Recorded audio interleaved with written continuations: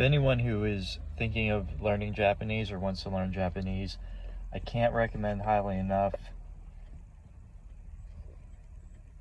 Japanese Hiragana and Katakana for Beginners by Timothy G. Stout.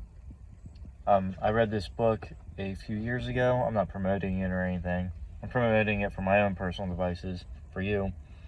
But I read it a few years ago whenever I first got out of the Navy, and I was stationed in Japan, and I was trying to learn Japanese, and it is by far, it is the best, and it's not even like an opinion, it is the best book on learning Hiragana and Katakana, because you don't simply read it passively. It's a workbook, and there's a word for it, for this. I don't know if it's mnemonics. That might not be the right word, but you're basically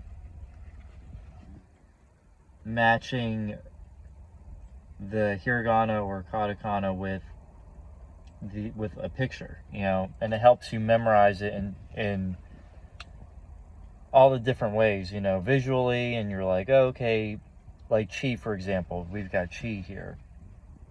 This is hiragana. And chi as in cheerleader. So they have a little picture of a cheerleader. And then the whole book, you sketch out each hiragana and katakana.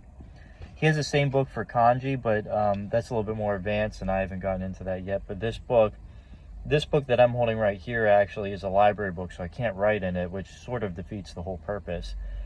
But I can't recommend this book enough.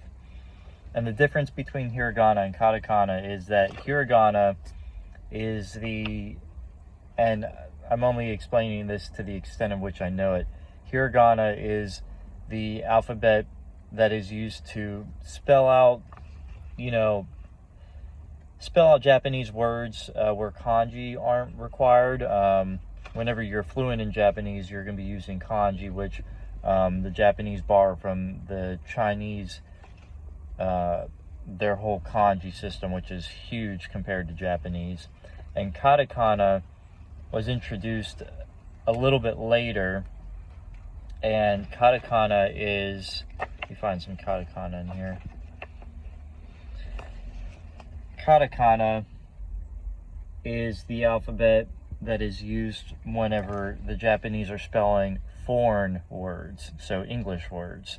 For example, we have te here, and the mnemonic, again, might be using the wrong word, to remember that is telephone, and then you write it out over and over again. And for someone like me, again, this sounds like a promotional video, it's not, I just love this book. For someone like me who has a hard time learning languages, or just kind of, I wouldn't say learning in general, but this is a great system. And to this day, it's such an amazing feeling to be able to look at Japanese and be able to read it. It's kind of crazy. You're like, wow, I can read that. You might not always understand what you just read, but it's an amazing feeling to be like, man, I can read this. Like, it's amazing. And this book goes over all the hiragana and all the katakana alphabet. So grab yourself a copy. I can't recommend it enough. It's just one of those things I nerd out about, and I've been trying for years to learn the Japanese language, and I'm just being lazy with it, but I really need to buckle down and do it again. But this book, I'm going to buy this book again. I gave my copy, which I wrote everything into, my friend's wife, which was stupid and a waste of time. But I want to buy this book again to give myself a refresher course, but I cannot recommend this book enough. Japanese Hiragana and Katakana for Beginners by Timothy G. Stout. It's amazing. Go and buy it.